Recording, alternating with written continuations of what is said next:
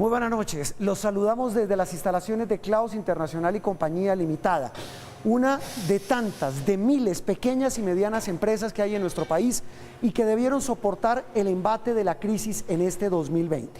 Desde sus instalaciones y junto a sus trabajadores, hoy en el Proyecto Es Colombia vamos a hablar de una de las caras más dolorosas de esa crisis producto de la pandemia, la pérdida del empleo. Víctor, buenas noches. Juan Roberto, televidentes, buenas noches. Y el problema no es menor teniendo en cuenta que más del 90% de todas las empresas que existen en el país son como esta, micro, pequeñas y medianas empresas que además aportan más del 80% de los trabajos formales en Colombia. Víctor, y es que lamentablemente estas pequeñas y medianas empresas, entre muchas otras, recibieron un golpe durísimo con las cuarentenas obligatorias y sectorizadas.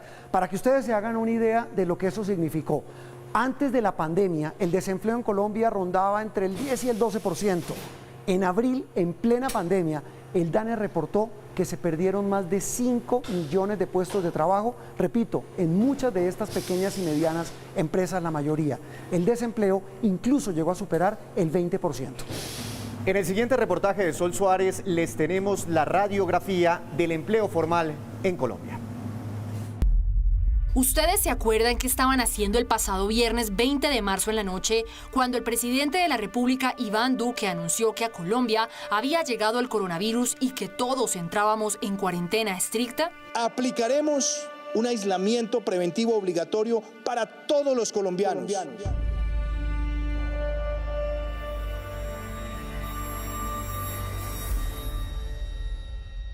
Pues Daniel Gallo, Carlos Eduardo Rodríguez, Daniel Giraldo Maya, Juan Pablo Borges, César Casallas y Guillermo Beltrán, 6 colombianos con vidas aparentemente exitosas y prósperas, nunca pensaron que este anuncio era el inicio de una tragedia social y económica para sus vidas. Quedamos completamente fríos. Nosotros tenemos pues un grupo con unos compañeros con los que entramos a trabajar y empezamos a hablar entre nosotros como, ¿ya vieron las noticias? Y todos teníamos como una sensación como de incertidumbre de qué va a pasar, de no saber qué en serio qué iba a suceder. Habíamos dejado unas cosas pendientes en la oficina, como que, bueno, listo, entonces el martes que llegamos otra vez, entonces hacemos esto. Y ese martes se convirtió en casi 5 meses de inactividad, 5 meses con nuestra empresa cerrada, 5 meses sin recibir un solo centavo y con compromisos todos los que quieras. Ese primer impacto de saber que estábamos entrando en un momento de 0 operaciones y que no sabíamos nunca en qué momento íbamos a volver a resolver la situación. Porque como te digo, habían otros países que ya llevaban 1 o 2 meses en momentos difíciles y pensábamos que probablemente a la vuelta inclusive de 1 o 2 meses no veríamos posibilidades nuevas de operación. Se veía que era inminente el cierre, entonces para no darnos mala vida y teniendo en cuenta de que era un bar con un tráfico de turistas bastante importante, decidimos cerrar prematuramente y ahí se acabó todo.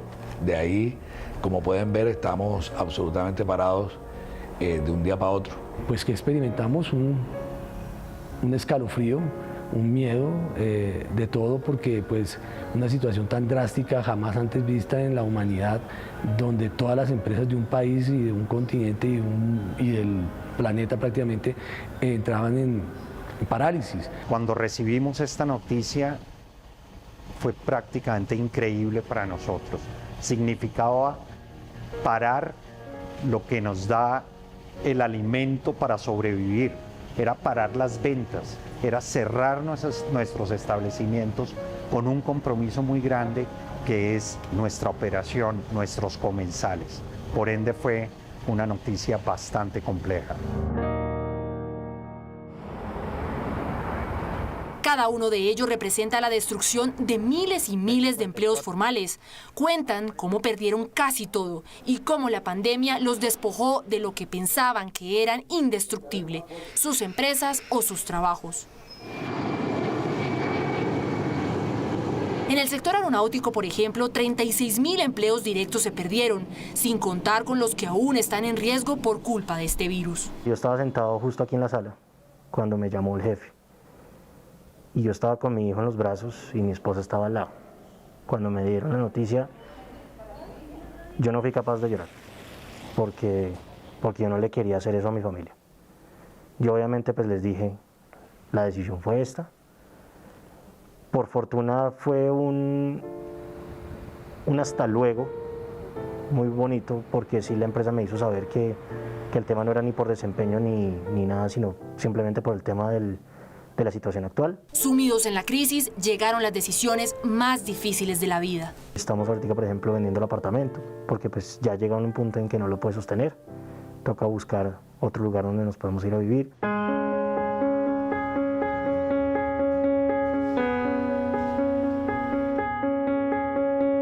Otro sector del cual dependen miles de familias colombianas es el del comercio, que perdió cerca de 810.000 empleos directos durante los 5 meses más críticos de la pandemia. Los salones de belleza, incluso los que tenían sedes en todo el país, quedaron vacíos. Y a hoy nuestra realidad es más dura todavía. ¿Por qué? Tenemos establecimientos como este, que pagan unos arriendos, que pagan unos servicios públicos, que pagan unos impuestos. La industria manufacturera también se vio fuertemente golpeada. Más de 700.000 empleos directos se perdieron. Personas que tenían contratos por obra o labor, que cuando una vez entrábamos después de la reactivación terminábamos unos pedidos importantes, nos quedábamos sin pedidos ya y había que entonces desangrarla, o sea, teníamos que parar el desangre de la compañía y teníamos que liquidar esos contratos. Y aunque el miedo es el sentimiento transversal de esta pandemia, muchos empresarios que generaban empleos formales en Colombia luchan por mantenerlos. El miedo ha sido parte constante de todo este tiempo de pandemia. Se ha transformado en muchas cosas, en trabajar incansablemente por entender la situación. Es un miedo que te motiva a trabajar más de lo normal. Trabajamos 12, 14 horas cada uno en su teletrabajo. Miedo, incertidumbre a no saber cómo vas a pagar los salarios de la gente, cómo les vas a ayudar. Fueron situaciones muy difíciles. Bares y discotecas de un día para otro quedaron en nada, quedaron convertidas literalmente en bodegas de muebles y de recuerdos. El gremio perdió cerca de 250.000 puestos de trabajos formales. Lo más grave es que la gente de un día para otro se quedó sin dinero, se quedó sin ese ingreso, directo e indirecto. ¿Por qué indirecto? Porque aquí en este tipo de negocios como el nuestro se generan los famosos repiques, las propinas, un dinero indirecto que es bastante importante y que muchas veces suele ser mayor que el mismo sueldo. ¿Y qué decir de los gimnasios desolados? Oh, sorpresa cuando aparece este virus que nos dejó prácticamente, como dicen acá, viendo un chispero de la noche a la mañana, el negocio se acabó prácticamente y queda uno aún más sorprendido y más desubicado al ver que de la noche a la mañana un negocio que se veía tan estable prácticamente murió. Y aquí de nuevo, miles de empleos directos y formales perdidos y cientos de familias que dependían de estos ingresos quedaron cesantes. Que hicimos suspensión inmediata de todos nuestros empleados, no despedimos absolutamente a nadie y los despidos o las renuncias que se fueron dando fue a lo largo de estos 6 meses que la gente tomó la decisión de renunciar. En el sector de la gastronomía se destruyeron cerca de 700.000 empleos formales en todo el país. Realmente tenemos un cierre cercano a 23 de nuestros puntos, donde tenemos 13 mimos que no pudimos llegar a acuerdos de arriendos y nos tocó definitivamente cerrar o simplemente porque no convenía. Y lo mismo en el tema de Cocorico, donde estamos cercanos a 10 cierres de los restaurantes. Andrés, tenemos uno cerrado. Y esa es la situación. Y en la interminable lista de los sectores afectados está el sector hotelero. Una isla como San Andrés se convirtió en una isla fantasma para el turismo. Reunieron al personal y nos comunicaron que nos iban a suspender temporalmente los contratos hasta nueva orden, hasta cuando el gobierno nacional tomara o retomara nuevamente el turismo en la isla. Y cada uno nos enviaron a nuestras casas. El panorama pone sobre el tapete una pregunta. ¿Es posible recuperar con la misma velocidad con que se perdieron los puestos de trabajo? Para David Bojanini, el expresidente de Sura, es necesario una reforma laboral. permitir que haya mucha flexibilidad en el campo laboral para que se puedan generar muchos más empleos, por ejemplo, los empleos por horas. Si el empleo por horas se maneja bien, se baja un poco la desconfianza que hay alrededor de ese tema, esto podría ayudar a generar muchos empleos. Para el economista Salomón Kalmanovitz es necesario desaparecer cargas para fiscales que encarecen el empleo en Colombia. Las cajas de compensación no hacen mucha cosa por los trabajadores. Ellos dicen que sí, los trabajadores dicen que no. Ellos nunca van al Club Cafam o con subsidio, no van a los clubes que se gasta la plata.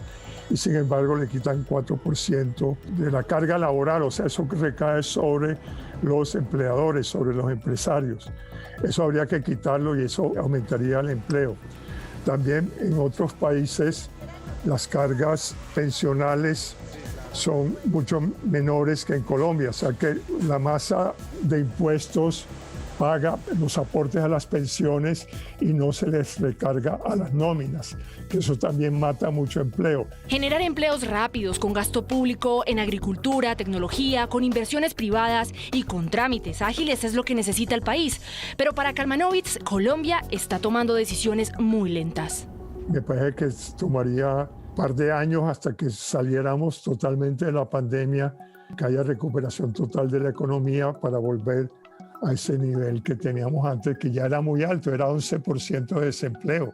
En abril el desempleo era 10.8%, o sea que ya estábamos en un deterioro muy fuerte, a pesar de que la economía venía creciendo en el 2019. Por ahora los empresarios, con su fe y su aguante, son la carta salvadora del empleo. Pero la verdad, con la herida que deja el COVID, no pueden solos. Y es ahí donde aparece la mano del Estado. ¿Qué hacer para recuperar todos esos empleos? Esa es la gran pregunta. Sandra Forero es la presidenta de Camacol y actualmente es la presidenta del Consejo Gremial Nacional, que aglutina a los principales gremios económicos del país. Juan Roberto, con ella hablamos sobre las fórmulas que tienen los empresarios para recuperar no solo todos esos empleos que se perdieron durante la pandemia, sino también ojalá lograr una tendencia bajista nuevamente en la tasa de desempleo en nuestro país, resolviendo problemas estructurales de nuestro mercado laboral, como el alto desempleo, por ejemplo, en las mujeres y esas grandes dificultades que tienen los jóvenes a la hora de conseguir un trabajo. Doctora Forero, bienvenida a Noticias Caracol, gracias por atendernos. En un primer momento, cuando llega la pandemia a nuestro país, informa el DANE que por los confinamientos se destruyeron inicialmente más de 5 millones de puestos de trabajo. ¿Cuáles son las fórmulas de los empresarios para recuperar esos empleos? Bueno, Víctor, gracias. ¿Qué necesitamos? Recuperar el empleo en dos vías. Primero, generar más empleo, recuperar los que perdimos y que sean empleos de calidad. Y para eso, desde varios sectores, puedo hablarlo desde el Consejo Gremial Nacional, se está presentando una agenda de reactivación donde el secreto está, Víctor, en el definir o identificar, que los tenemos identificados, el gobierno ha hecho lo propio, por ejemplo, cuáles son aquellos proyectos que están muy listos para sacarlos adelante, y ahí hay una gran oportunidad de recuperar empleo. Pero en la práctica, ¿qué se debería hacer para vencer, por ejemplo, la informalidad? Es muy importante que nosotros podamos hablar de una modernización del sistema laboral colombiano, sin ni desconocer ni disminuir las condiciones laborales o los beneficios laborales de los trabajadores formales. Sí debemos reconocer que hay unas nuevas maneras de producir y revisar también un poco el tema de los costos laborales, porque en la medida que se sobrecarguen a las empresas, pues estamos castigando la capacidad de generar nuevos puestos de trabajo de buena calidad y en la cantidad que requiere el país. En medio de esta pandemia, el desempleo para las mujeres ha superado el 20%, muy por encima del desempleo para los hombres, sin duda las más afectadas. ¿Cómo cerrar esa brecha de género en materia laboral? Ahí hay una cosa que es muy importante. El DANE ya mostró que es valiosísimo ese ejercicio que está haciendo el DANE, viendo dónde son los sectores donde más se ha perdido empleo de mujeres, cuál es la condición. Entonces ya tenemos esa información. Además, tengo que decir, Hay mujeres que están formadas para lo que requiere el mercado laboral, pero no necesariamente se abre la puerta tan fácilmente de empleabilidad en algunas empresas. Entonces es un trabajo permanente. Primero, de beneficios, que en eso ya el gobierno nacional también tenemos que decirlo desde la política pública, los está generando. Dos, saber exactamente, conocer la situación, y creo que está súper estudiada. ¿Dónde están sectores masculinizados que pueden abrir o cambiar esa tendencia? Sectores donde más se ha perdido empleo de mujeres, que es por ejemplo el tema de comercio, que han sido tan golpeados. Y tres, sectores que son altamente masculinizados, como estoy hablando del de la construcción, pero ver cómo, por ejemplo, en temas de digitalización, que se generó, hay un enorme tema de cualificación ahí, en temas no solo administrativos, sino también desde el punto de vista comercial, y en temas también técnicos, hay un gran espacio ahí para las mujeres. Doctora Forero, otro problema es el empleo juvenil. La tasa de desempleo para los jóvenes llega casi al 30%. ¿Qué hacer ahí para que ellos madruguen todos los días a trabajar y no a salir a las calles, a protestar, a manifestarse buscando oportunidades? Sí, Víctor, esa es una enorme preocupación, y además no solo a las calles a protestar, es que es una gran frustración formarse y no encontrar el espacio laboral. Yo creería también, ha habido avances desde la política pública generando los beneficios. Se acaba de sancionar la ley que no solo da los beneficios para el trabajo de los jóvenes, sino adicionalmente que se les empiece a reconocer como experiencia lo que hicieron en su vida académica, por ejemplo, el tema de prácticas o el tema de monitorías, y eso ayuda a abonar el terreno. Pero creería yo, y lo digo y lo decimos porque está estudiado, es que nos toca revisar el tema de formación para el trabajo. ¿Dónde es que se están en tema de digitalización? ¿Por qué digo tanto esto? La mayoría de los sectores aceleraron sus procesos de digitalización, y no necesariamente la formación está enfocada en ese tema de digitalización. Ahí hay una gran brecha entre lo que se necesita desde el punto de vista de empleos, de trabajo, y entre lo que se está formando. ¿En qué condiciones llega el empresariado? En pocas semanas se empieza a discutir el salario mínimo en Colombia. Entendemos el golpe para las empresas por la pandemia, pero un buen incremento estimularía el consumo, la demanda, los gastos de los hogares. ¿Cuáles serán sus planteamientos?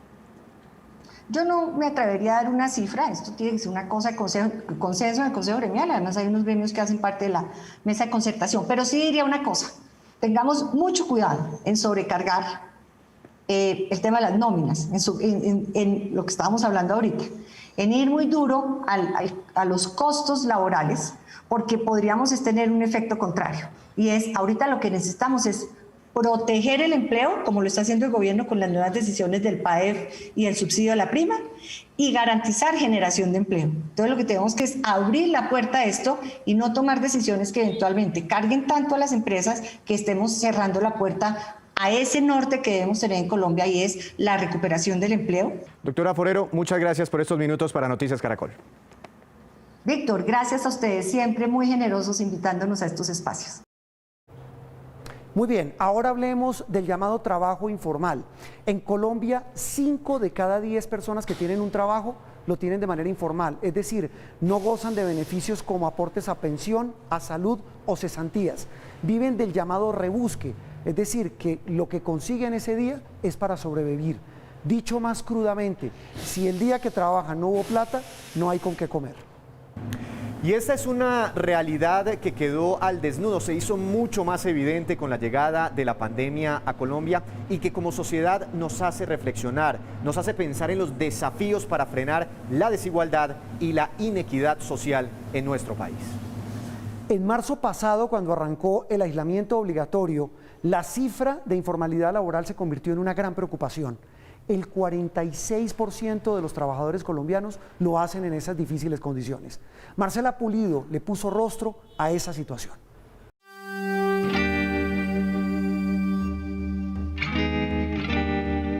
A mediados de marzo, las ciudades colombianas quedaron paralizadas por el miedo a la pandemia.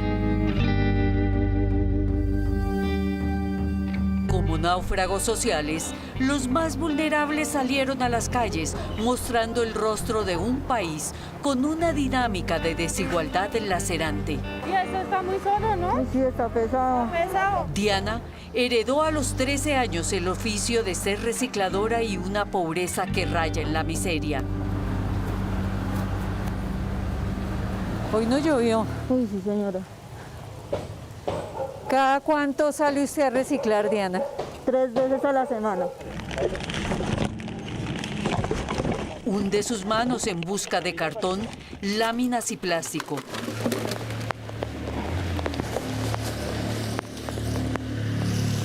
Es una competencia contra el reloj antes de que pase el camión de la basura.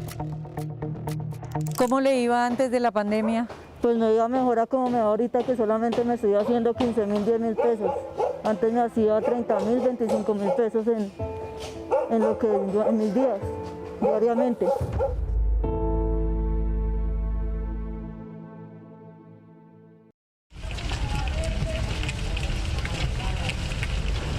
Hace un recorrido diario de 25 kilómetros durante 4 horas, arrastrando el peso de una carretilla. Los pesos que gane tendrán que alcanzarle para alimentar las 8 bocas pequeñas que le esperan. Me ha tocado muy difícil porque si yo les compro 1 libra de arroz a mis hijos, no tengo para comprarle el jabón para lavarle la ropa. Si no tengo para carne, toca huevo. Si no hay arroz, lenteja. Si no hay chocolate o panela con leche, con lo que haya. Así llega a su humilde vivienda de alquiler, donde una hilera de pequeños le esperan. Hola, hijos, ¿qué hacen? Es el pequeño mundo de Diana, encerrado en 2 habitaciones coloridas. El tiempo se le va en amamantar, cuidar que no se enfermen y salir a recorrer las calles bajo la ruleta de jugarse la vida y volver sana. Diana dice que su grupo de recicladores son sus ángeles terrenales que la cuidan, le regalan mercados, le reciben la carga, le ayudan a seleccionar el material para que no se exponga al virus, lo pesan y le pagan. Con eso sobrevive. La pandemia aumentó la pobreza extrema en el país. Son cerca de 5 millones los colombianos los que no consiguen alimentos.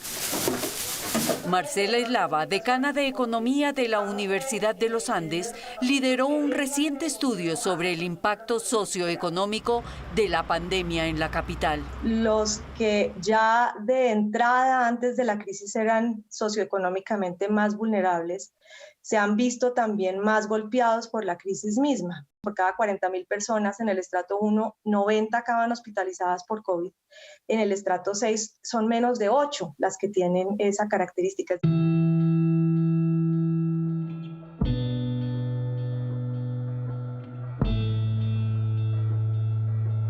Dos tragedias que se unen, la necesidad de subsistencia de familias enteras y la fragilidad frente a la exposición al contagio, que en la voz del analista económico Luis Jorge Garay encierra la brecha social en Colombia. Los más afectados en términos de la pandemia misma sanitariamente fueron los hogares de los estratos 1 y 2.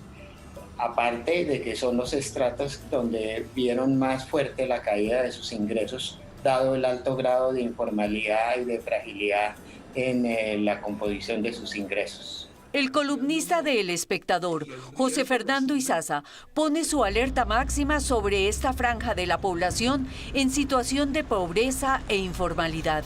Ha habido un fenómeno en pocos meses que llevó a la gente de la pobreza a la miseria y a una clase media que la verdad se estaba consolidando en los últimos 25, 30 años, pasa a engrosar las filas de la pobreza y las de la pobreza a la miseria. Ya llevamos 5 meses y no han abonado un peso. Desde que llegó el COVID-19 a sus vidas, su economía se convirtió en un juego más de restas que de sumas. Milton y Astrid creían que tenían un patrimonio consolidado de 15 años y hoy descubren que están al borde de la quiebra. Estamos recogiendo. Astrid tiene una pequeña empresa de elaboración y venta de uniformes escolares que al inicio del año tenía su temporada más alta. 10, talla 8, talla 4. Desafortunadamente con la pandemia quedamos como en la mitad, se puede decir, con deuda, con inversión hecha. Revisando la batería también ya tiene un año y ya está comenzando a molestarme. Ya para que esta, vea, ya no quiere prender, vea. Ahí está Milton, dale que dale al encendido de la camioneta que compró hace 9 años a crédito y que ocupaba para el transporte escolar. Ya no hay niños ni colegio. Está varado laboralmente y debe todos los gastos del carro. Sin este papel yo no puedo andar transportando a nadie. Entonces, ¿cómo pongo el carro al día si no tengo plata? Si no hay trabajo.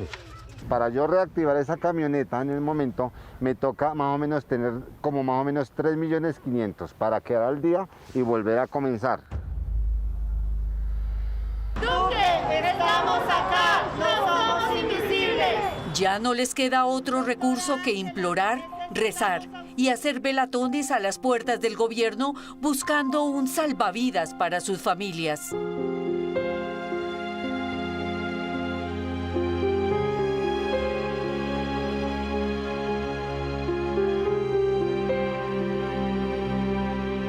En Colombia, la informalidad antes de la pandemia era del orden del 53%. Con la pandemia, la informalidad sobrepasó el 60%.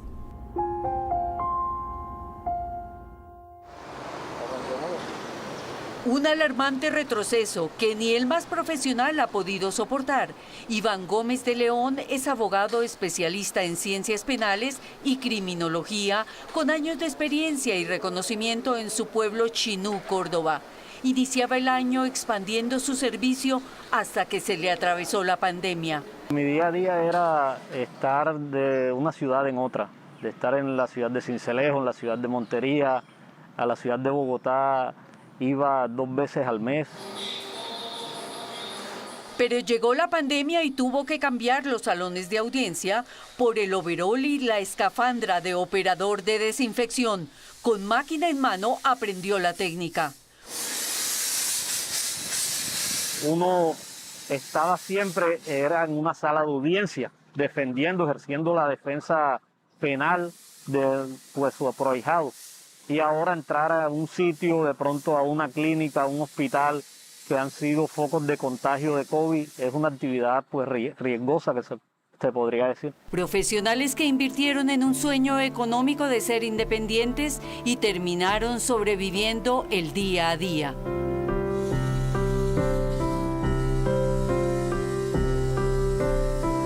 Un gran capital social que después de caer por la borda del desespero necesita ser salvado con una economía de honor que los dignifique de cara a la pospandemia. ¿Qué recomendaciones o qué ruta trazarían para salvar a los más vulnerables y a estas clases que están desprotegidas? Hacer el esfuerzo fiscal tan grande como sea posible para tratar de, por un lado, estimular la demanda y por otro lado, generar ingresos para todos. Eso quiere decir hacer transferencias, seguir haciendo transferencias monetarias a los más vulnerables. Hay muchos modelos para hacerlos. Apoyar a las empresas que sean solventes en el largo plazo. Hay que empezar a pensar claramente en el ingreso básico universal durante un tiempo, si es el caso, para paliar el sufrimiento de estas familias que se vieron de un momento a otro con las manos vacías. Hay que pensar en eso. Tenemos es que avanzar en una reconstrucción del tejido productivo y social para poderlos incorporar otra vez a un mercado laboral en condiciones dignas y más acorde con el desarrollo de sus capacidades y destrezas. Reconstruir un tejido social desde la base, donde está el grueso de una población con los bolsillos rotos. las miles de Dianas, de familias como los Vega Hernández y los profesionales como Iván, que necesitan una política incluyente para ser salvados del naufragio económico que dejó el COVID-19. Claro está que de acuerdo con los más recientes informes del DANE ya se han recuperado muchos de esos puestos de trabajo que se perdieron desde la llegada de la pandemia, pero principalmente empleos informales. Por ejemplo, alguien que tenía su trabajo formal con todas las de la ley y lo perdió por la pandemia, es posible que ya haya recuperado otro trabajo, pero en el mercado informal. Y eso hace que por esta crisis económica este problema de la informalidad sea mucho más grande. Pues en esa búsqueda de respuestas, Víctor, hablamos tal vez con uno de los más destacados académicos y empresarios de la región Caribe de Colombia, Antonio Celia. Néstor Morales habló con él. Usted es un optimista, doctor Celia, irredimible. Con las cifras de desempleo a las que hemos estado yendo y viniendo, ¿sigue siendo igual de optimista hoy? Optimista preocupado, digamos, que es un optimista informado, y cuando veo las cifras pues no dejo de preocuparme, pero creo que esta crisis tiene que ser una oportunidad para resolver una cantidad de situaciones que no habíamos resuelto. ¿Aprovechar la crisis en qué sentido y cómo? Porque aprovechar la crisis en qué sentido. Mira, el coronavirus nos deja una sociedad un poquito más fracturada, los trabajadores echándole la culpa a los empresarios pidiendo sacrificios mutuos todo el tiempo, muy pocos diciendo o estando dispuestos a dar el primer paso. Yo creo que aquí se aplica la pirinola, todos ponen. Si todos no ponemos, no hay manera de salir. La pobreza no era el 27, es el 35 y va a llegar al 40-45%. Eso es un tema crítico, porque además se ha demostrado que la principal herramienta para luchar contra la pobreza es el crecimiento económico. Hay que buscar la mejor manera de crear empleo decente y formal. ¿Cuál es? Hay una serie de recetas, hay una serie de propuestas, vamos a discutirlas en serio, desprovistos de los tradicionales prejuicios que siempre hemos tenido. Eso suena perfecto, pero estamos en Colombia y la pospandemia nos coge en campaña electoral. Usted me dice, hay que sacar adelante unas reformas estructurales y aprovechar la crisis. ¿Eso quiere decir reforma laboral, por ejemplo, reforma tributaria, reformas de qué? Sí. Yo creo que no se puede aplazar ni una reforma tributaria ni una reforma laboral. Reforma tributaria en esto porque la plata no nos alcanza. Colombia recauda el 15% de su Producto Interno Bruto.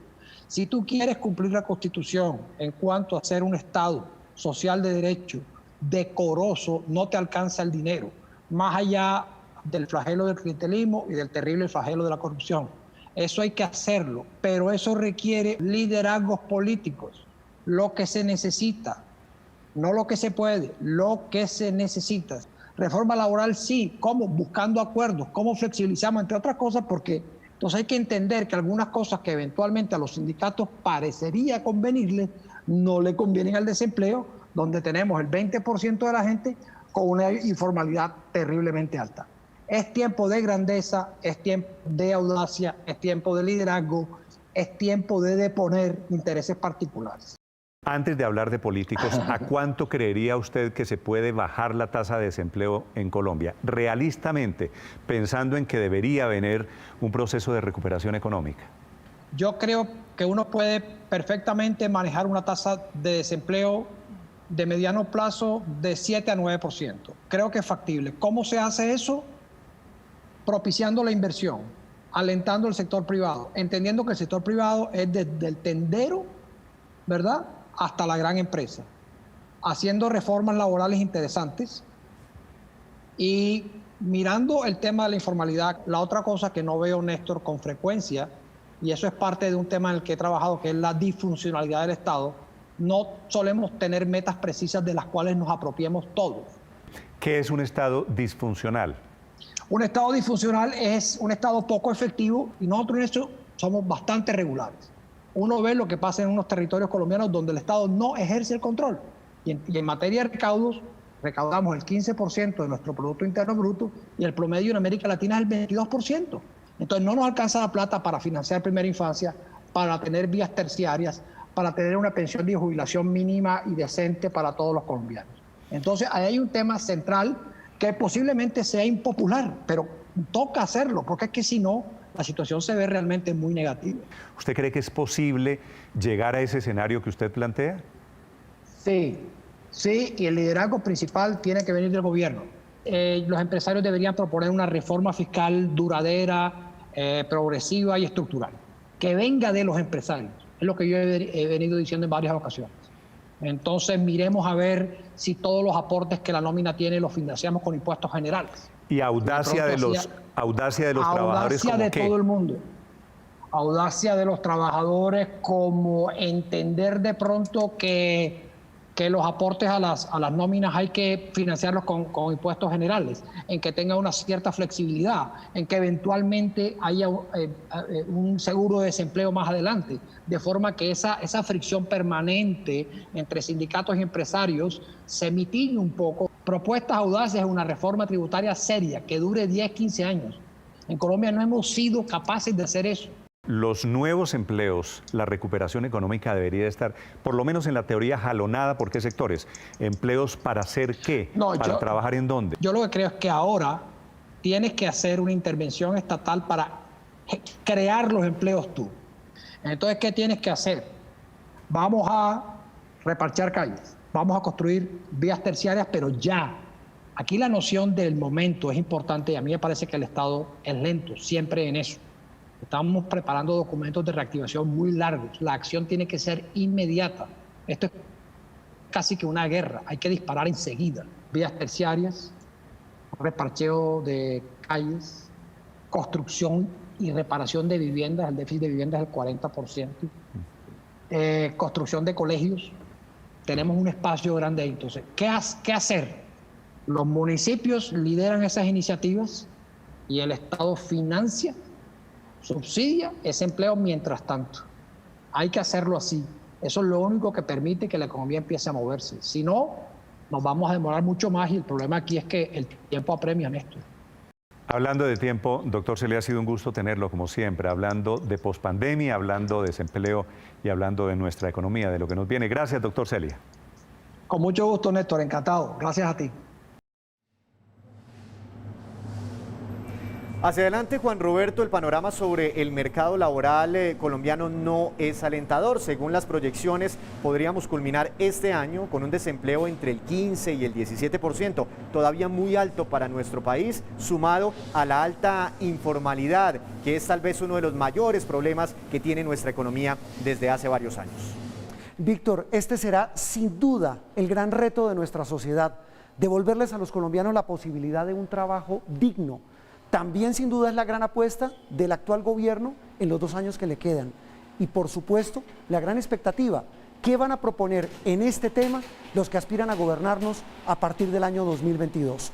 Hasta aquí esta entrega del especial El Proyecto es Colombia. Feliz noche para todos.